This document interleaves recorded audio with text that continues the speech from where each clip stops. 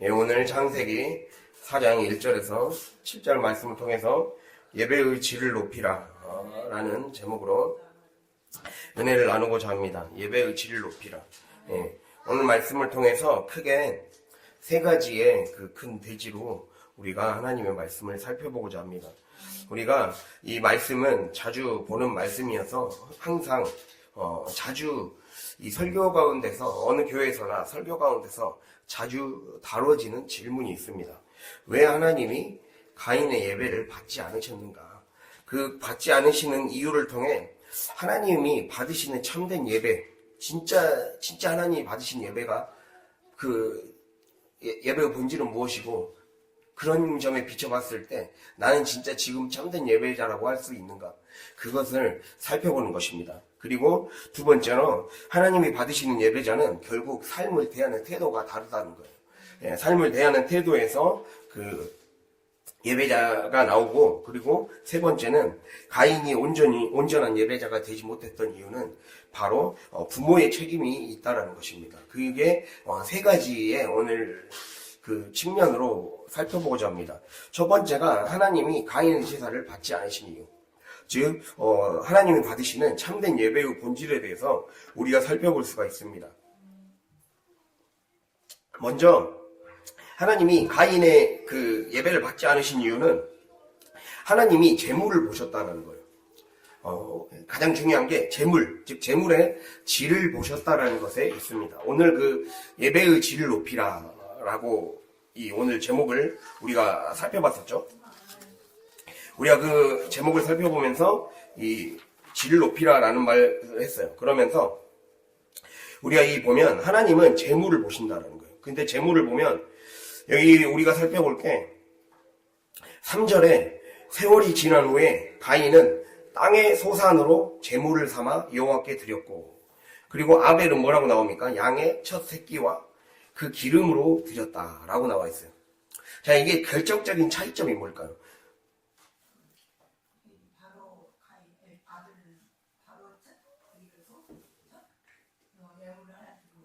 그렇죠. 예.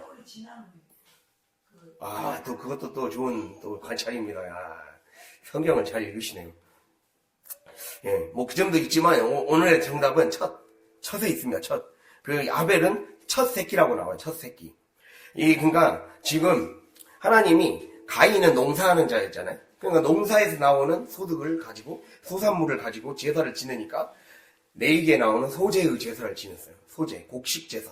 곡식 제사를 드렸고 바로 아벨은 목축을 하는 자였기 때문에 양으로 드렸는데 차이가 뭐냐? 땅의 소산, 이 정확한 원어를 보면 땅의 소산들 중 몇 가지를 골라서 그냥 드렸다 이렇게 나와 있어요. 그러니까 한마디로 하나님께 딱 구별해서 처음 나온 수확물을 드린 게 아니라 그냥 자기 쓰고 남은 걸 드렸다는 거예요. 자기 쓰고 남은 걸 드린 게 가인의 문제점이었습니다. 그러나 아벨은 뭐라는 거예요? 첫 새끼를 드렸다는 거예요. 첫 소산물.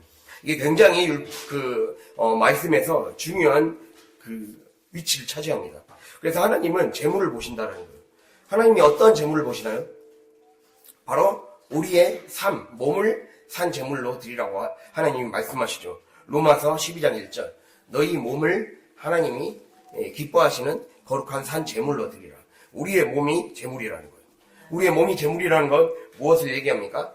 나의 삶과 나의 활동 모든 전체가 다 하나님을 예배해야 된다는 거예요.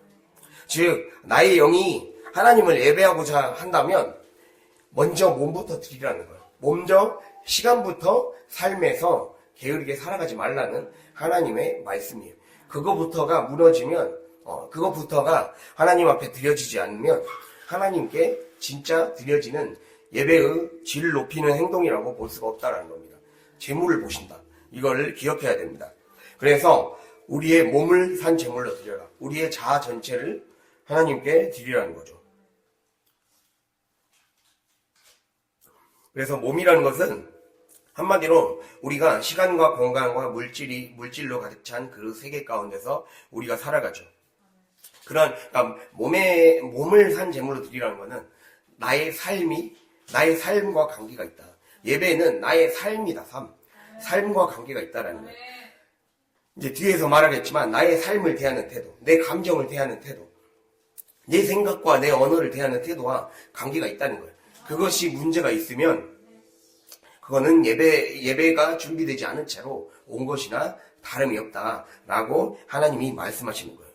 그러므로 몸을 산 제물로 드리라는 것은 한마디로 몸의 행실을 죽이는 거죠. 그래서 로마서 말씀에 보면 영으로서 몸의 행실을 죽이라죠. 영으로서 몸의 행실을 죽인다. 이 말씀에 다 들어있어요.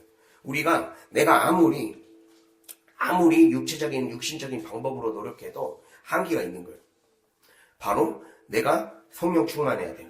내가 항상 말씀으로 흠뻑 적셔 있어야 돼요. 말씀에 빠져 있어야 돼요. 말씀의 시간에 나를 콕 잠겨 있어야 돼요. 그러려면 규칙적으로 말씀 시간을 가져야 돼요. 들쭉날쭉하면 안 돼요. 자기의 몸의 상태나 시간의 상태나 환경과 상황의 상태에 따라 들쭉날쭉하면 안 된다는 것을 하나님이 말씀하고 있어요. 즉 우리가 예배의 질을 높이려면 먼저 양이 쌓여야 돼요. 양이 양보다 질이지 하는데 양이 쌓여야 질도 쌓이는 거예요. 기도의 양이 쌓이고 말씀의 양이 쌓이고 내가 하루라는 시간 안에 말씀이 차지하는 비중, 말씀의 생각이 차지하는 비중, 언어와 생각과 감정이 차지하는 비중이 높게 만들어야 돼요. 그게 안 되고 있다면 문제가 있다라는 진단을 내려야 된다는 거예요. 그래서 그렇게 시공간의 사용, 언어 사용, 사건, 현실, 사람에 대해 갖는 태도, 그리고 내 정욕과 어떤 감정에 휩쓸리고 있는가, 아니면 그냥 상황 따라, 감정 따라 쉽게 은혜를 까먹는가, 이거를 제대로 봐야 된다는 거예요. 그렇게 되지 않고 있다면 내가 아직 참된 예배자로 아직 그 하나님 앞에 질이 온전히 서지 못했던 부분이라고 할 수가 있습니다. 그런 것을 어떻게 보면 지금 가인을 통해 우리에게 말씀하고 있는 거죠.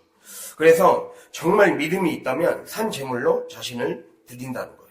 물질과 시간, 공간에 있어서 최우선순위가 하나님 중심, 교회 중심으로 먼저 가게 되어 있다는 거예요.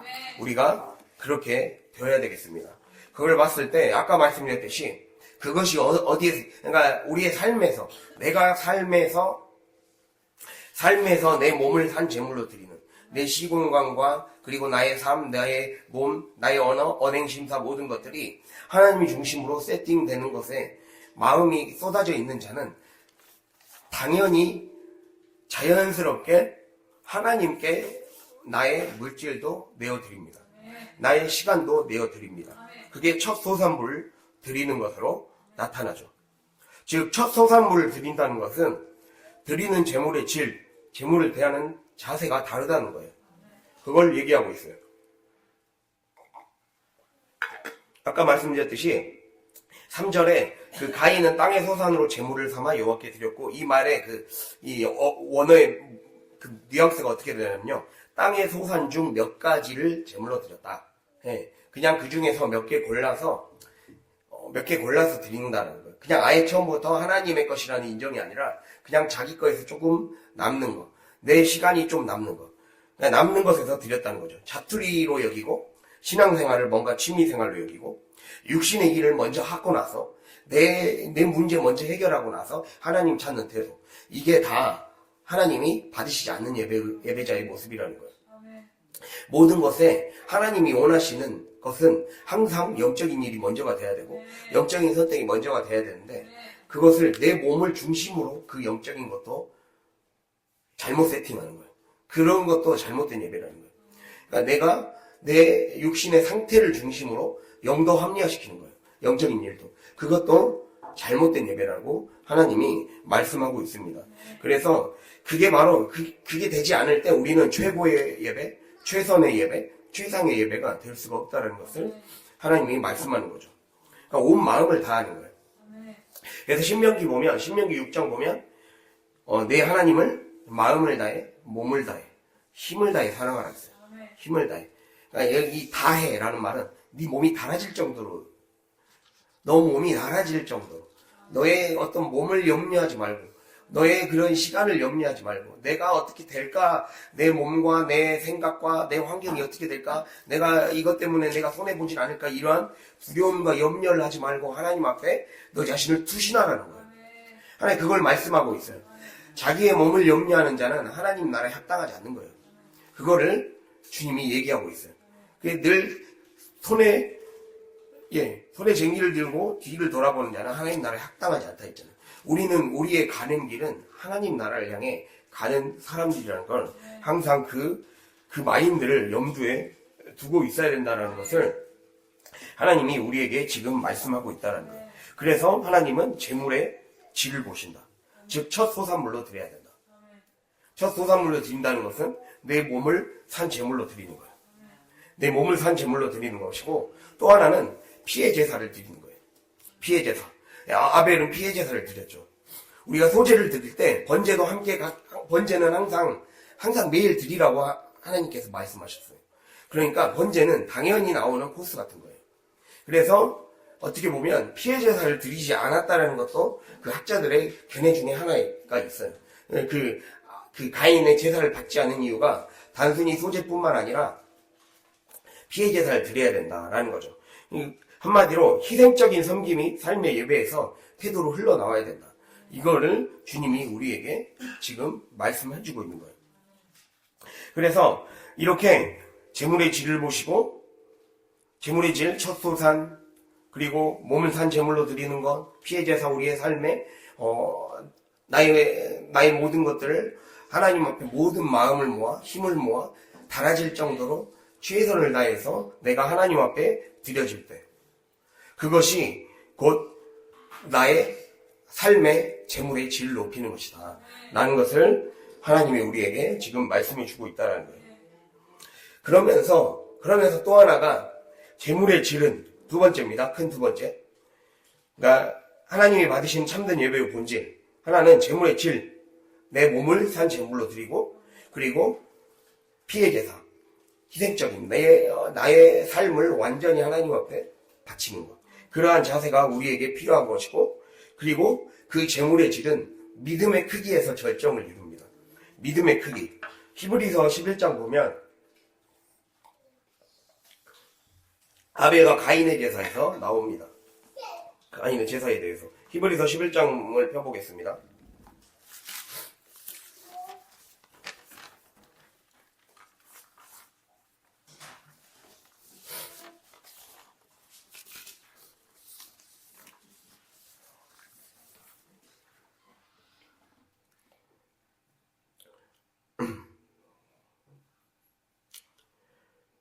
예, 11장 1절부터 4절까지 읽겠습니다. 11장 1절부터 4절 함께 읽겠습니다. 믿음은 바라는 것들의 실상이요 보이지 않는 것들의 증거니 선진들이 이로써 증거를 얻었느니라. 믿음으로 모든 세계가 하나님의 말씀으로 지어진 줄을 우리가 아나니 보이는 것은 나타난 것으로 말미암아 된 것이 아니니라. 믿음으로 아벨은 가인보다 더 나은 제사를 하나님께 드림으로 의로운 자라 하시는 증거를 얻었으니 하나님이 그 예물에 대하여 증언하시니라. 그가 죽었으나 그 믿음으로써 지금도 말하느니라. 아멘. 자, 하나님은 재물의 질을 보십니다. 재물의 질, 내 몸을 온전히 하나님이 받으실 만한 그러한 재물이 되게끔 내 모든 것들을 정성을 다해 힘을 다해 쏟는 거죠. 그랬을 때 그것만이 다가 아니라 여기에서 반드시 추가돼야 될 것이, 반드시 없어서는 안 될 게 믿음으로 드리는 예배라는 거예요. 믿음으로 드리는 제사. 믿음이 없이는 바로 하나님께 온전히 드려질 수 있는 예배자가 될 수 없다라고 말씀하고 있어요. 그런 측면에서 가인이 드리는 제사는 하나님께 믿음으로 드리는 제사가 아니었다라고 말씀하고 있는 거죠. 자, 믿음이란 무엇일까요? 이게 단순히 하나님이 존재하신다는 사실을 인정하는 그러한 것만이 아니라는 거예요. 그거는 그냥 어떤 지식으로만 끝나는 거예요. 또는 하나님의 뜻이 무엇인지 아는 것만이 믿음이 아니라는 거예요. 내가 어떤 하나님의 뜻을 알았다, 분별했다, 깨달았다? 이것이 믿음이 아니에요. 믿음은 내가 삶을, 하나님의 약속을 진짜 믿었으면 그 약속을 믿고 내 삶을 하나님 앞에 삶에서 드리는 것이죠. 그게 믿음이라고 할 수가 있습니다. 그래서 믿음이라는 것 자체가 피스티스, 하나님께 설득되는 거. 하나님께 설득되는 거예요. 하나님 앞에 엎드리는 거예요. 하나님 앞에 엎드리는 것이고, 하나님이 말씀하시면 하나님께 엎드리기 때문에 모든 일에 충실하고 성실하게 살아가는 것. 그래서 설득과 충실, 성실이라는 뜻이 있어요. 믿음은 그런 것이, 믿음은 행동으로 나타나지 않으면 믿음이 아니라는 거예요. 내가 믿는다고 그래서 함부로 말하면 안 됩니다. 정말 믿는다면 내가 조그만 말씀에도 하나님 앞에 아멘 할 수 있는 그러한 언제든지 그럴 수 있는 자세가 우리에게 태도가 있어야 된다는 것입니다. 그거를 주님이 말씀하고 있어요. 그래서 단순히 하나님이 존재하시고 하나님께서 재물을 인간이 바치며 예배하기를 알았다, 이게 믿음이 아니라는 거죠. 믿음은 하나님의 뜻을 아는 것만에만 그치는 게 아니라 합당하게 살아가는 것이라는 거죠. 그래서 그런 그 살아가는 것에 있기 때문에 믿음은 반드시 일상을 대하는 삶의 태도, 언행 심사가 다르게 되어 있다는 거예요. 반드시 다르게 나타나게 되어 있다. 그래서 나를 점검해 봐야 된다는 거예요. 그런 의미에서 가인은 일상의 삶에서 하나님의 뜻에 따라 선을 행하고 의로운 삶을 사는 자가 아니었다는 것을 얘기를 해주고 있죠. 우리가 너가 선을 사장에 뭐라 나와있죠 아까? 선을 행하면 어찌 낯을 들지 못하겠느냐. 이 말은 악한 삶을 살았다라는 것을 얘기하고 있죠. 하나님에게서 벗어난 삶, 마치 우리가 계속해서 창세기 설교할 때 먼지와 다름없는 삶, 흙으로 돌아가는 삶, 뱀의 먹이가 되는 삶을 살아갔다라는 거죠. 그래서 그렇게 선이 아닌 악을 행하는 자가 되었고, 늘 그래서 그러한 자는 항상 그의 삶에, 그의 문 앞에 늘 죄가 도사리며 웅크리고 있어요. 제가 이거 자주 말했죠. 문 앞에 웅크리고 있다. 뭐라 했습니까?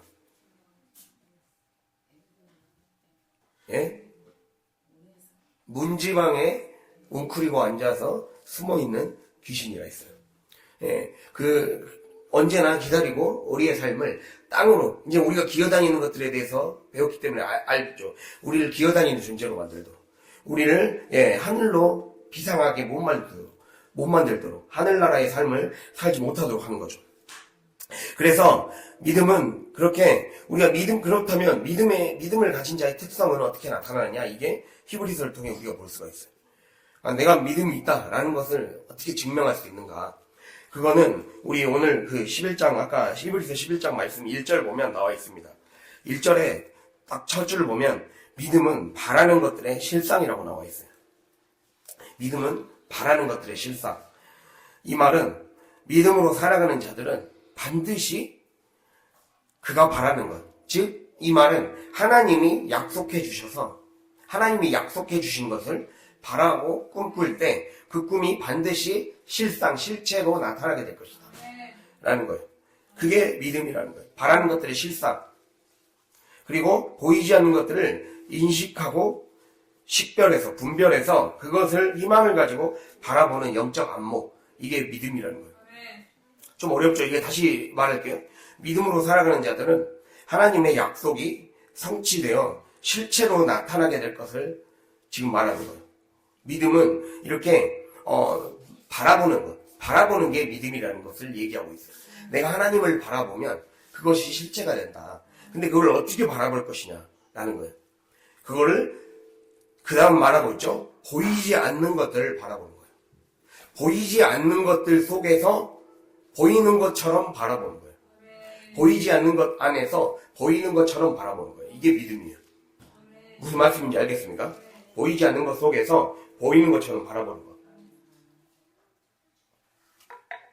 이게 아브라함의 믿음이었거든요.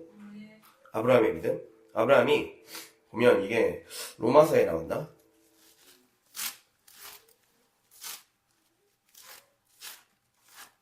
로마서 4장.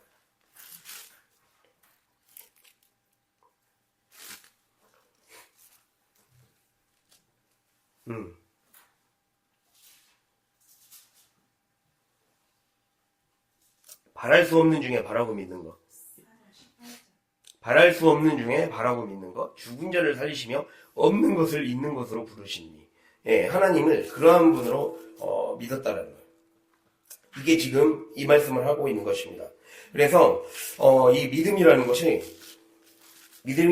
아까 말씀드렸듯이 바라는 것들, 믿음은 바라는 것들을, 내가 하나님의 약속이 성취될 것을 바라면 그 바라는 것이 믿음이 되는데, 내가 보이지 않는 것들을 보는 것 같이 여기는 것, 그게 믿음이라는 거예요.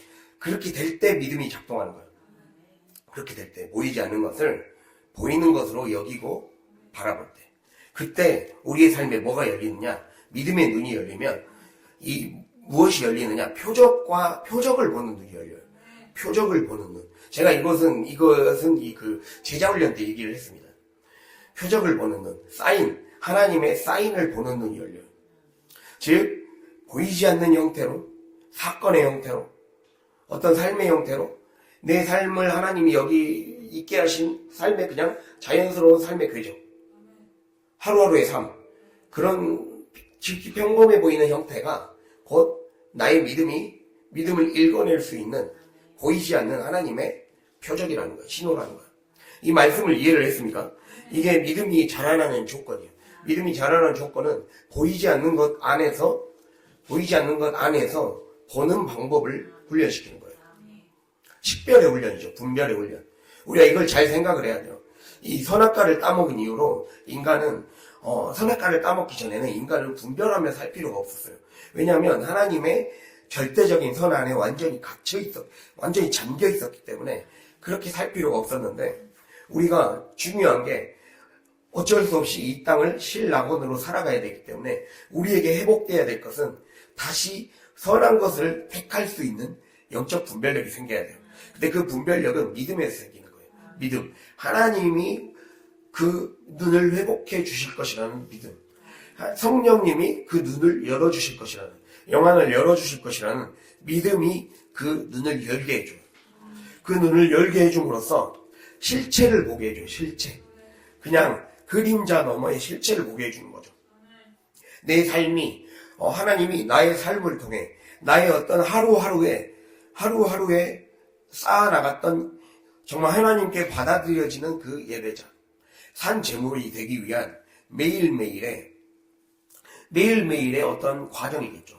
매일매일의 과정이 모이고 모여서 그게 그리스도라는 실체가 되는 거예요.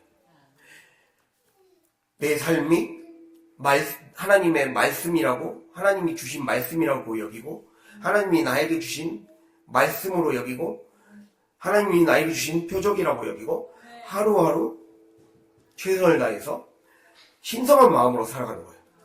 신성한 마음. 성령이 나에게 특별한 공간에 있게 하셨다. 특별한 시간을 겪게 하셨다. 하나님은 나에게 이 일을 그냥 겪게 하신 것이 아니다. 그러한 의식이 있어야 돼요. 그러한 의식을 가진 자에게 하나님이 그 자에게 열어주세요. 삶을 다르게 보는 눈을 열어주세요. 그때 침노, 그런 거를, 그것을 신학에서 침노라고 해요. 침노. 성경이 마태복음 11장 12절. 하나님의 나라는 침노한다. 그때 그게 침노하는 거예요. 침투하는 거예요. 이게 내가 믿음으로 현실을 다르게 보는 그 순간부터 하나님의 나라가 내 삶에 침노에 들어오는 거예요. 그게 시간의 천국이죠. 시간의 천국이 이러한 식으로 임함으로써 믿음이 그냥 바라기만 했던 믿음이 영적인 안목을 갖게 됨으로써 실제로 내게 오는 거예요. 그래서 어떻게 보면 내 삶의 모든 삶의 내 언행심사부터 시작해서 시간, 물질, 그리고 내가 만나는 사람들, 그리고 자식들, 부모들, 그리고 모든 그런 삶의 모든 요소들 있잖아요. 그런 것들은 하나님이 주신 어떤 씨앗이에요, 씨앗. 주님이 우리에게 주신 수많은 씨앗들을 우리에게 주신 거예요. 그것을 내가 어떤 마음으로 가지고 바라보고 선포하고 선언하고 그래서 심느냐의 문제예요. 아담은 그 저주를 받은 그 상태에서도, 심판의 저주를 받은 그 상태에서도 하나님이 주신 아내를 향해 거기에서 이제 나는 저주에 빠졌구나. 이제 나는 심판받았구나. 그래서 좌절에 빠진 게 아니라 그 속에서도 좌절과 심판의 말씀 속에서도 하나님의 표적을 읽어냈어요. 여기에서도 이 말씀 붙잡으면 다시 내게 희망이 있겠구나. 생육 번성이 내 것이 되겠구나. 라고 붙잡은 거예요. 분명히 겉보기에는 노동의 수고를 하게 될 것이고 잉태의 고통을 하게 될 것이라고. 그래서 우리가 부정적인 눈으로 보면 잉태의 고통, 해산의 고통을 겪게 되겠구나 라고 보게 되겠지만, 우리가 영적인 눈으로 정말 하나님의 눈, 믿음의 눈이 생기기 시작하면 해산의 고통을 겪고 나면 그때 생육과 번성과 충만의 복이 오는 거네 라고 해석이 되게 된다라는 거예요. 이러한 눈이 우리의 가운데 바뀌어야 되는 거예요. 그러한 시각부터 바뀌게 될 때 그 믿음은 그러한 방식으로 내가 바라고 소망할 때 그것이 내 삶에 그냥 마치 공기처럼 여겨졌던, 아무 쓸모없는 허무한 것처럼 느껴졌던, 의미 없는 것처럼 느껴졌던 게 실체로 보이기 시작하는 거예요. 이제 실체가 되는 거예요. 의미 없는 글자가 나를 살리는 실체가 되는 거죠. 그것을 말씀하고 있습니다. 그래서 이 보이지 않는 것들을 인식하고 식별해서 그것을 희망을 가지고 바라보는 영적 안목, 이것이 믿음이라는 거예요. 믿음은 이런 겁니다. 믿음은 영적 안목, 영안입니다. 영안이 열리는 것. 그래서 이 믿음이 우리가 바라는 것들을 성취하게 해주는 실체라는 겁니다. 그래서 믿음이 없으면 실체가 안 되는 거예요. 아무리 우리에게 수없이 많이 말을 해도 내가 믿음으로 붙잡지 않고 믿음의 눈으로 보려고 하지 않으면, 그런 관심조차 갖지 않으려고 하면 그것은 우리에게서 멀리 달아나게 되고, 멀리 달아나는 게 아니라 옆에 있어도 몰라보는 그러한 어리석은 삶을 살게 되는 거예요. 그냥 바로 옆에 천국으로 가는 길이 있는데 그 옆에서 지옥을 살고 있는 꼴을 맞이하게 되는 거죠. 우리가 그러한 삶을 살지 않게 되기를 바랍니다. 그것을 얘기해주고 있습니다. 그리고 믿음의 특징은 바로 그 다음 이어졌듯이 보이지 않는 것들의 증거라는 거예요. 즉 인간의 눈은 보이는 것에 대한 확신을 이 보이는 것에 대해 확신을 갖고 살아가지만, 믿음의 눈은 그게 아닌 거예요. 보이지 않는 것을 확신을 가지면 그게 실체가 되는 게 믿음의 세계, 영의 세계의 질서예요. 영의 세계의 질서가 그렇습니다. 영의 세계의 질서는 내가 믿음으로 바라보면 그것이 실체로 나에게 되는 것이 영의 세계의 질서라는 것을 우리가 깨달아야 됩니다. 그래서 보이지 않는 것들이 오히려 증거라는 걸 확신을 가져야 돼요. 보이지 않는 것들이 나에게 증거구나. 우리가 창조의 제1 조건이 깊은 흑암이라고 그랬어요. 깊은 흑암 아무것도 없는 공허, 텅 빈 공허, 그리고 더 나아가서 이 물들을 한 곳으로 모일 때 하나님의 일들이 시작된다고 했듯이, 뭔가 보이지 않고 안 될 것 같은 것들, 거기 안에서 하나님이 있다라는 것을 확신하는 것, 그게 믿음이에요. 안 될 것 같은 곳에서 하나님이 있다라는 걸 확신하는 자가 믿는 자예요. 그게 믿음이죠. 무슨 말씀인지 알겠죠? 죽을 것 같은 환경, 승산이 없어 보이는 어떤 환경, 회사, 집안 형편, 이러한 것 안에 오히려 하나님의 믿음이 작동할 수 있는 영역인 거죠. 그때 오히려 증거를 보일 수 있는 게 믿음이라는 걸 얘기하고 있습니다. 그래서 이렇게 믿음은 단순한 인간의 신념이나 확신이 아니라는 거예요. 성령이 이렇게 삶에서 우리에게 표적을 주시고, 그래서 이거요, 우리가 성경 보면 예수님께서 표적과 기사와 이적을 행했다 그러거든요. 표적과 기사와 이적. 이 표적은 바로 아까 말씀드린 사인이에요, 사인. 우리가 삶에서 이 표적을 읽어내는, 하나님이 주신 사인을 읽어내는 것이 쌓이고 쌓인 자는 하나님의 때에, 하나님이 원하시는 때에, 이 사람에게는, 이 자에게는 내가 한번 은혜의 때가 필요하겠구나. 그때 기사와 이적으로 응답하실 때가 있어요. 그래서 표적과 기사와 이적이라고 그러거든요. 표적과 기사와 이적. 그렇게 하나님이 우리에게 표적을 읽어내는 게 얼마나 중요한지. 그래서 우리가 이제 창세기를 절반 정도 마치면 요한복음으로 넘어갈 텐데, 요한복음 자체가 그 표적을 읽어내는 것에 대한 책이에요. 표적을 읽어낼 수 있어야 우리의 삶이 열린다. 영의 눈이 열린다는 것을 알려주는 그 성경이 요한복음이거든요.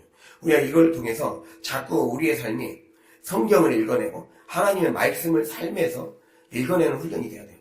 그게 되지 않으면 자꾸만 엉뚱한 소리 하게 되고 믿음 없는 소리 하면서 우리의 삶이 늘 주저앉게 되는 거예요. 그래서 그 삶이 깨어날 수 있는 저와 여러분이 될 수 있길 바랍니다. 그것을 주님이 우리에게 얘기하고 있어요. 그래서 우리가 신의 존재에 대해서 어떤 객관적인 증거가 있어서 믿는 게 아닙니다. 내가 믿음으로 안 보이는 것 같은 환경에서 믿음을 선포할 때 하나님이 드러내 보여주시는, 그러니까 하나님의 방식은 달라요. 인간적인 방식하고 달라요. 인간적인 방식은 내 눈에 현상이 나타나야 내가 그것을 보고 투자하겠다. 내가 그것을 보고 뭔가를 하겠다. 이게 인간적인 방식이잖아요. 그러나 믿음의 세계, 영의 세계는 내가 믿어야 하나님이 드러내 보여주시는 세계예요. 내가 믿음으로 보려고 해야 하나님이 그때서야 응답하시고 나타내 보여주시는 세계가 믿음의 세계라는 거예요. 우리가 그래서 우리의 공식을 내려놔야 돼요. 우리의 공식을 내려놓고 하나님의 방식을, 믿음의 작동 방식을 선택해야 된다는 거죠. 그래서 이런 방식에서 볼 때 이게 하나님이 요구하시는 예배자의 태도예요. 믿음의 방식으로 나는 생각하고 행동하고 보려고 하고 있고, 그런 마음의 자세로 진짜 살아가고 있는가. 이게 예배 때는 그렇게 해야지, 맞아, 그게 맞다 했는데 정작 실전에 왔을 때 또 다른 태도를 취하지 않았는가. 현실적인 방법을 취하고 현실적인 언어를 취하고 세상 사람들과 다를 바 없는 방식으로 대하지 않았는가. 여기에서 가인과 아벨이 갈린다라는 거예요. 그러한 사람, 그래서 그러한 삶의 태도가 결국 가인이 되고 아벨이 되는 그런 양 갈래로 갈라지는 거예요. 내가 무엇인가를 자꾸 내 힘으로 뭔가를 해보려고 하면 안 돼요. 원래 가인이라는 뜻이 획득, 얻음, 쟁취함, 이런 뜻을 갖고 있거든요. 근데 아벨이라는 뜻은 숨, 바람, 헛됨, 그래서 막 약간 의존적인 이런 뜻이에요. 그러니까 아벨은 하나님께 의존하는 존재였다는 뜻이에요. 한숨에 하나님이 바람 한번 불면 날아갈 수밖에 없는 인생임을 가르쳐주는 이름이에요. 아벨은. 즉, 어떤 자가 진짜 예배자냐. 내가 내 삶에서 아등바등해서 내 힘으로 뭔가를 해보려고 하는 게 아니라 더 내려놓고 비워놓고 그 비움 속에서 하나님을 찾아서 영의 세계를 보려고 힘쓸 때, 하나님께 맡기려고 힘쓸 때, 성령께 내 몸과 내 건강도, 내 물질도, 가정도, 자녀도 맡기는 태도, 의존하는 태도. 그러한 자가 바로 하나님을 만날 수 있다. 예배자로 인정받을 수 있다. 그거를 하나님이 우리에게 지금 얘기해주고 있다는 거예요. 그렇게 되었을 때 우리가 11장 2절, 히브리서 11장 2절에 선진들이 이로써 증거를 얻었느니라. 이렇게 보이지 않는 것들이 증거라고 여기고, 그리고 보이지 않는 바라는 것들 안에서 그것이 실체가 될 것임을 믿고 약속을 붙잡고 나아가는, 약속을 의지하며 살아가는 신앙. 그것이 우리의 삶에 그것으로 하나님은 인정해 주신다는 거예요. 여기서 증거를 얻었다라는 말은 하나님이 인정해 주셨다라는 말이에요. 하나님은 누구를 인정해 주시냐? 보이지 않는 것 안에서 표적을 읽어내는 자를 인정해 주신다. 그리고 바랄 수 없는 중에도 하나님을 소망하며 끝까지 하나님을 붙잡는 자를, 의지하는 자, 의존하는 자를 하나님은 인정해 주신다. 하나님은 그 자가 인정받는 자가 된다라는 것을 기억할 수 있길 바랍니다. 그래서 이것이 바로 우리가 첫 번째 큰 주제인 이 하나님이 받으시는 참된 예배자의 본질이라고 할 수가 있습니다. 우리가 이것을 마음에 새기고 우리가 삶에서 정말 승리할 수 있는 그런 삶이 될 수 있길 바랍니다. 그래서 이 두 번째로 넘어가면 그래서 하나님이 받으시는 예배자는 결국 삶을 대하는 태도가 다르다는 거예요. 다르다는 거. 그래서 우리의 삶을 대하는 태도를 한번 살펴볼 필요가 있습니다. 우리가 때로는 살면서 하나님 앞에 내 예배가 받아들이지 않을 수도 있어요. 그렇잖아요.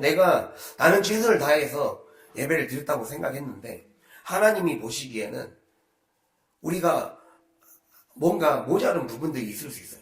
그럴 때 우리의 태도는 가인과 같은가? 그걸 봐야 돼요. 가인은 안색이 변했다 했어요. 이거는 그러니까 가인은 철저히 인간적인 마음으로 예배를 드렸다는 것을 보여주고 있어요. 하나님이 예배 잘못 드렸다고 했으면 회개하면 되는 거예요. 하나님이 예배 잘못 드렸다고 했으면 그것에 대해서 정말 피 끓는 마음으로 회개하는 마음이 있어야 돼요.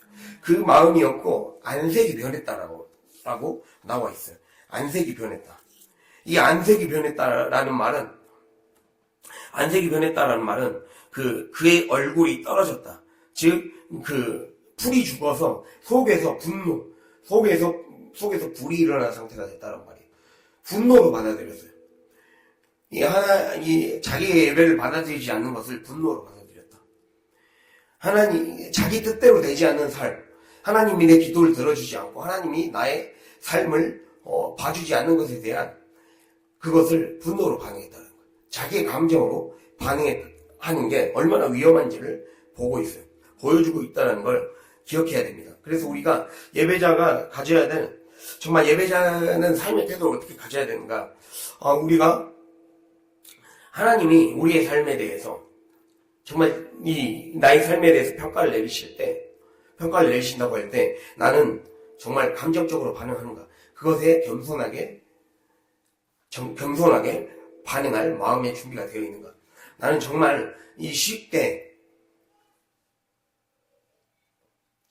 설교 말씀을 통해 때로는 리더 목사님의 권면을 통해 하는 말씀이 나에게 그냥 그때는 알았어요라고 아멘 한다고 했지만 마음속에서는 서운함과 뭔가 자기 안에서 꿍꿍한 마음과 이러한 것들을 그냥 그대로 둔 채로 그대로 갖고 집으로 가진 않는가.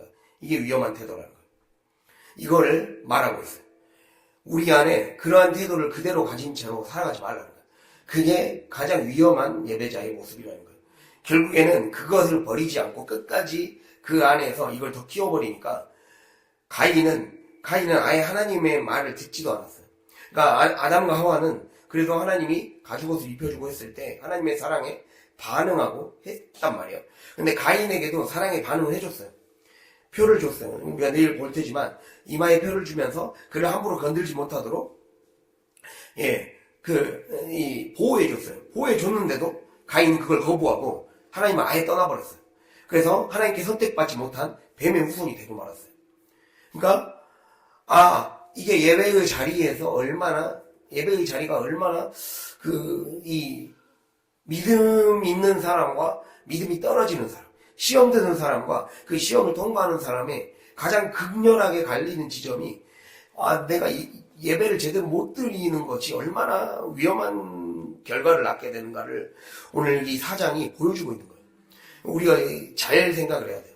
그래서 예배를 그냥 대충대충 드리는 것이 아니라 정말 항상 예배를 통해 내 생각과 내 습관과 내 마음의 태도와 나는 어떤 방식으로 예배를 받아들이고 있고 예배를 대충 드리고 있지 않은가 이거를 생각을 해봐야 돼요. 그래서 진짜 제대로 드리고 진짜 제대로 내 생각을 고치는 방향으로 내 마음을 변화시키는 방향으로 갈 때 그게 하나님이 받으신 예배라는 거예요. 우리가 로마서 12장에 나오잖아요. 너희가 하나님이 원하시는 예배는 우리 로마서 12장 한번 읽어볼까요? 로마서 12장. 아까 했지만 더 보겠습니다. 로마서 12장.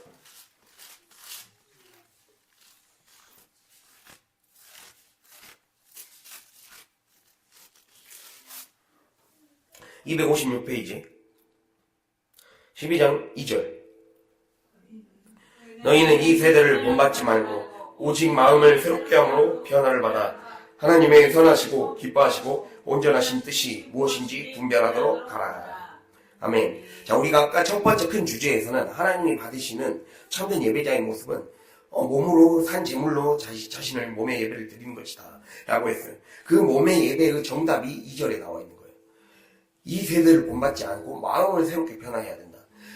그러니까 한마디로 우리의 예배의 이 시간은 그리고 하나님이 우리에게 주시는 삶의 예배라는 예배터는 내 마음을 변화시킬 자예요. 여기서 마음은 생각이에요. 항상 나의 늘 뱀의 생각으로 가득 차 있는 나의 마음. 항상 뱀의 지혜로 살아가는 나의 마음. 항상 현실에만 순응하고 현실적인 생각만 하고 그냥 내 몸과 내 육신과 내 감정 따라 반응하는 걸 너무 당연하게 생각하는 내 마음을 변화시켜야 된다는 거예요. 그거를 바꾸지 않으면 그게 몸의 예배가 아니라는 거예요.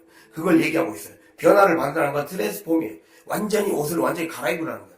생각하는 방식을 바꾸라는 거예요. 모든 삶의 사건에 있어서 생각하는 방식이 안 바뀌면 그 사람이 늘 똑같은 광야길을 걷게 돼 있어요. 예. 그러니까 이스라엘 백성이 왜 38년 이상 40년의 광야 생활을 하야 했나? 생각하는 방식이 안 바뀌는 거예요. 마음의 방식이, 믿음의 사고 방식이 바뀌질 않는 거예요. 그것이 바뀌지 않으면 계속 하나님이 어쩔 수 없이 그 마음이 변화될 때까지 그를 다시 한번 담금질 할 수밖에 없어요. 우리가 이것이 빨리 깨달아져야 됩니다. 내 삶에 빨리 깨달아진다는 것은 이게 내 삶의 어떠한 세밀한 부분에 깨달아지는 것이 절실해져야 돼요. 절실해짐. 아, 절실해져야 되겠구나. 정말 성령으로 충만해야 되겠구나. 성령의 충만함을 받아서 내 힘으로 할 수 없는 이 영적인 능력을 내가 받으려면, 그래서 이 생각을 변화시키는 영적인 능력, 나의 생각을 변화시키는 영적인 능력이 우리 안에 생겨야 돼요. 그게 안 되면 우리 안에 그 성화가 잘 안 일어나요.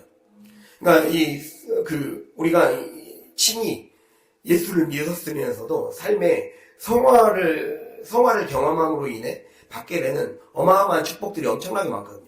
근데 그거를 못 누리고 친히에서만 끝나는 사람들이 많다는 거예요. 거기에서 못 넘어가요. 이게 뭔 이유 때문이냐? 내 마음을 변화시키지 않기 때문에. 하나님을 믿는다고 하면서도 내 마음을 변화시키려고 하지 않아요. 애굽의 노예의 본성을 잘 못 버려요. 그것을 다시 또 그 습관으로 돌아가는 거죠. 그러니까 왜 그걸 생각해야 돼요? 내가 왜 그 습관으로 돌아갈까? 내가 그래서 내 마음이 가인의 마음과 똑같구나. 내 마음이 철저히 인간 중심으로 예배를 드리고 있구나. 나는 하나님 중심의 예배가 아니었구나. 이거를 깨달아야 돼요. 여러분이 깨달아야 돼요. 그게 되지 않으면 자꾸만 반복되는 삶을 마주하게 됩니다. 반복되는 하나님의 그 훈련을 마주할 수밖에 없습니다. 이 방식이 생각보다 잘 안 바뀌는데, 그러나 우리가 뭔가 딱 이 순간이 와요. 하나님이 그렇게 변화시켜 주시는 순간이 와요. 그때를 놓치지 않아야 돼요. 그때를 놓치지 않고, 지금이 하나님이 기회를 주셔서 나에게 특별히 기회도 주셨고 환경도 주셨고, 뭔가 그걸 더 깨달으라고 주변 사람들을 붙여주실 때가 있어요. 그때 딱 잡아야 돼요. 그렇게 하지 않으면 이게 하고 싶어도 못하게 될 순간이 온단 말이에요. 그거를 우리가 꼭 기억해야 됩니다. 그래서 변화를 받으라는 거예요.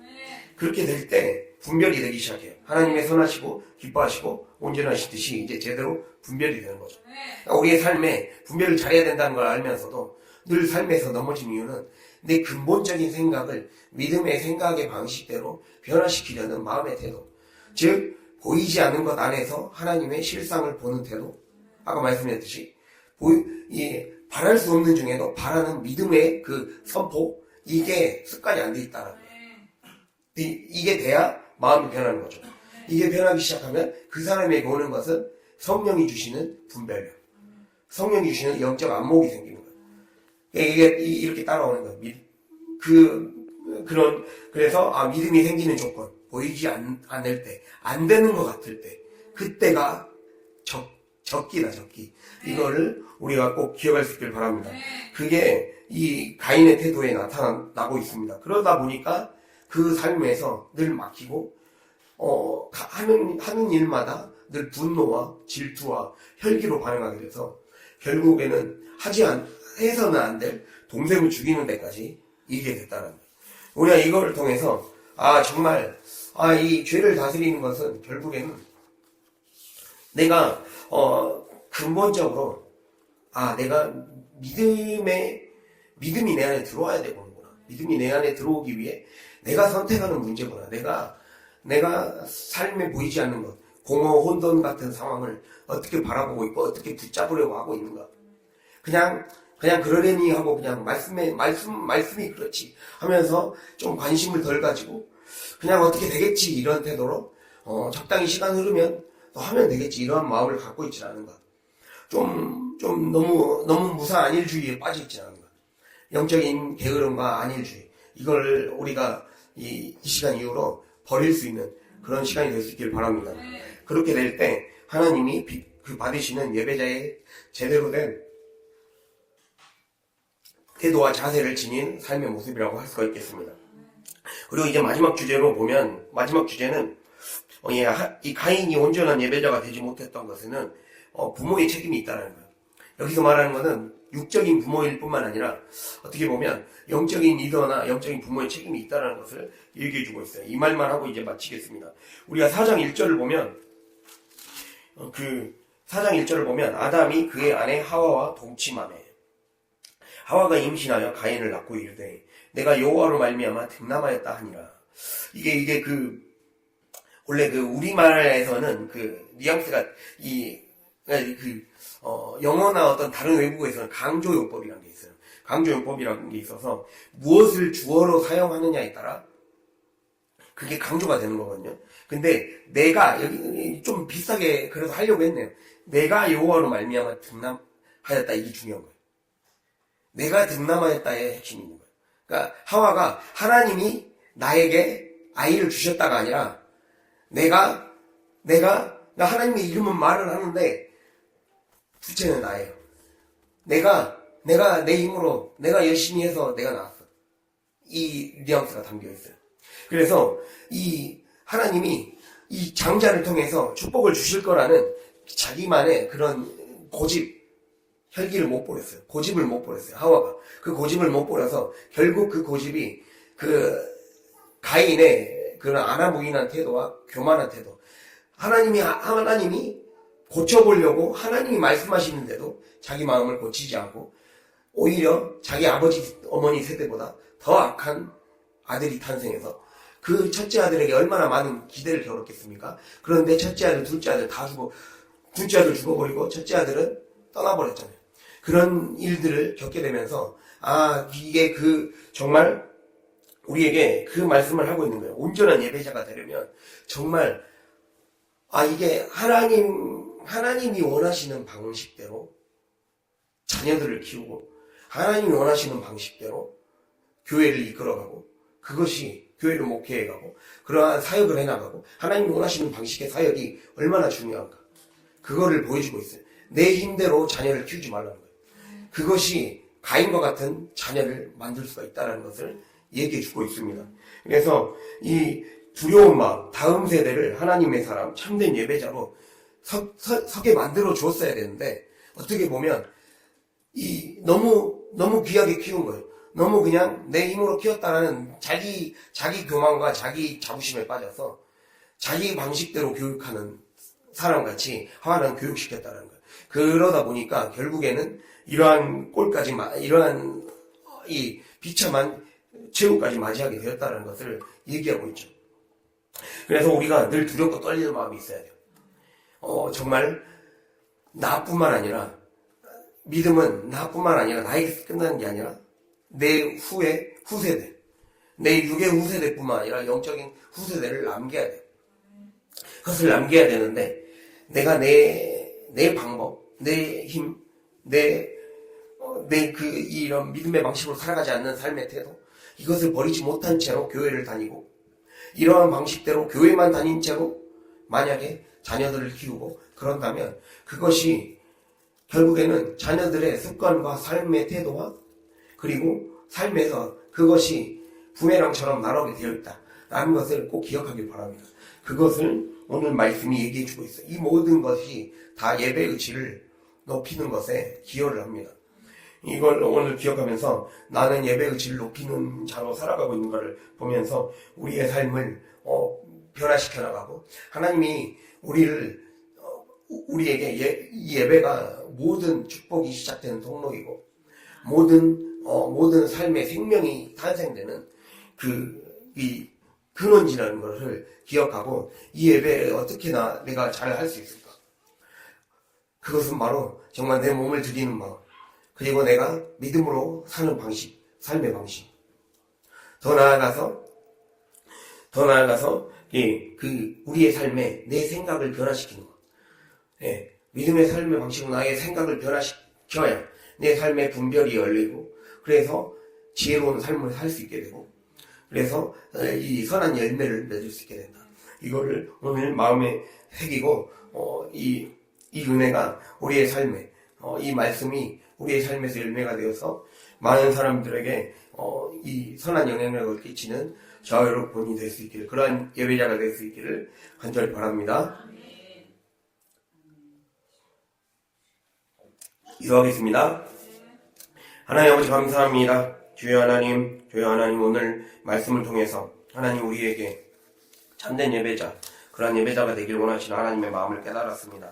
하나님 우리의 예배의 질이 얼마나 하나님 앞에 하나님 좋다고 말할 수 있는지, 하나님 우리의 믿음이 부족하고 또 하나님 우리의 영적인 생각들이 하나님 훈련이 되어 있지 않고 하나님 삶에서 믿음으로 바라보는 훈련이 되어 있지 않음을 하나님 보게 됩니다. 그리고 인간적인 삶의 방식은 너무나도 많이 살아왔고 고집이 셌으며 하나님 내 감정대로 살아올 때가 많았습니다. 하나님 이제는 그렇게 살지 않도록 도와주시고 나의 삶의 모든 삶을 대하는 태도, 하나님 내 언행심사, 나의 모든 아버지 하나님 보이지 않는 것 가운데서 하나님 더욱더 하나님의 말씀을 발견하려는 그 자세가 없으면 하나님 우리의 삶은 늘 허무한 뿐이고 하나님 결국에는 하나님 내 욕심만 가득 채워진 채 하나님 가인과 같은 인생을 살게 됩니다.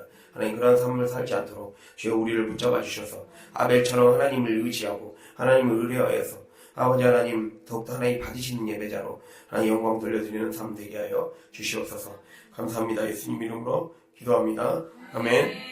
하늘에 계신 우리 아버지여, 이름이 거룩 기여김을 받으시오며 나라의 임하옵시며 뜻이 하늘에서 이루어진 것 같이 땅에서도 이루어지이다. 오늘날 우리에게 일용할 양식을 주옵시고 우리가 우리에게 죄진 자를 사하여 준 것 같이 우리 죄를 사하여 주옵시고 우리를 시험에 들게 하지 마옵시고 다만 하나님께서 구하옵소서. 내게 나라와 권세와 영광이 아버지께 영원히 있사옵나이다. 아멘.